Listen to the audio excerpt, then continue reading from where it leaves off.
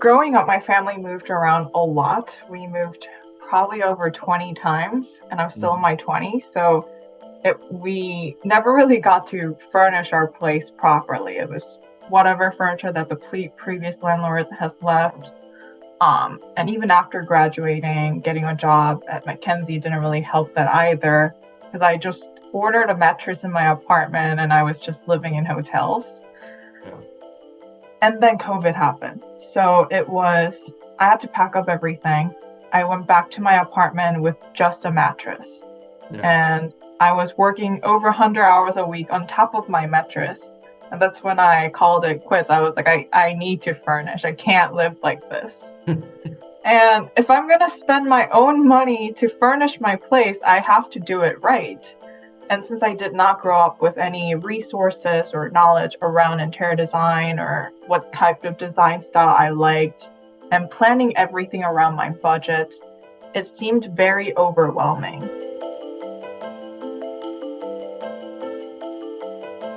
So I started the journey just going through Pinterest, figuring out what I like, doing the research, and then narrowing down everything on an Excel sheet, then purchasing. It took me so long to begin with. And by the time I was ready to purchase them, half of them were either sold out or they were going to get delivered in 8 months, which I had to move out already at that point. So that's when I realized that why is it so hard to furnish? At the time, it was around like 2021, 2020. That's when I first realized that it was super frustrating to furnish, especially on a budget. Not a lot of people that I know who are in my age group usually hire interior designers. So I really wanted to find if there's any solution that does this problem for me. At first, I wasn't really thinking about that. Oh, I'm going to go build this company. Mhm. But then I realized that there is a huge gap with just finding out resources, scraping everything. It's a very fragmented workflow of how people just navigate the situation. So that's pretty much when I decided to take a stab at it and really understand. I started asking questions to my colleagues. Oh, how did you furnish? People who are a little more senior than me. And everyone is struggling. Like, why is this still a problem?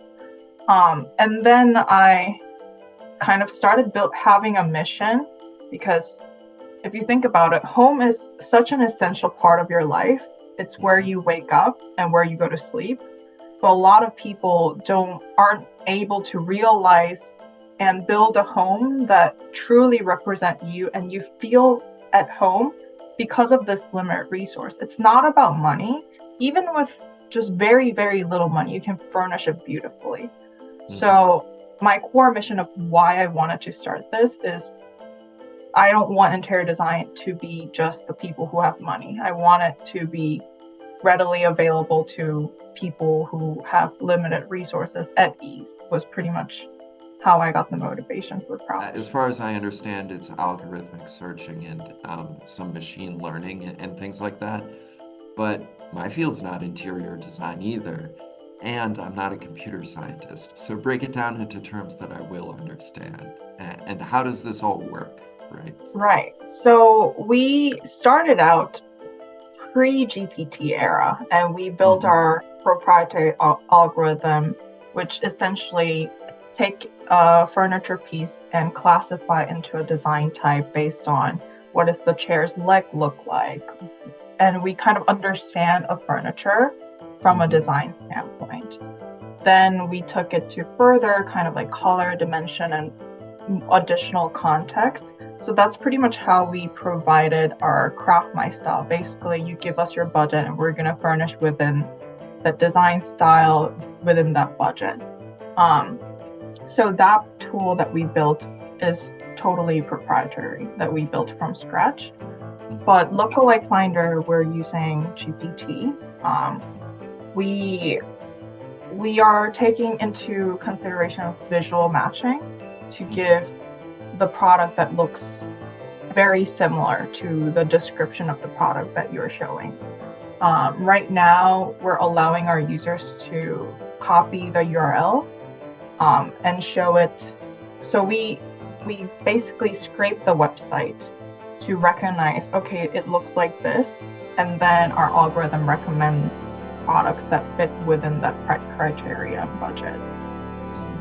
But our big vision with AI is, I've thought about this a lot because we experiment a lot with AI. We're a core AI company, but the trends I've been seeing a lot in AI and shopping isn't like, people don't want an AI to spoon feed you a product. Yeah. So we're trying to hide AI as much as possible in the infrastructure level. Oh, Instead of, interesting. hi, this is a robot me, like, Yeah. you should get this. People feel very anti-AI about it. Yeah. So that's kind of our grand plan on how do we make this experience so organic and personal as an AI company, which is going to be a big challenge, but also going to be super rewarding.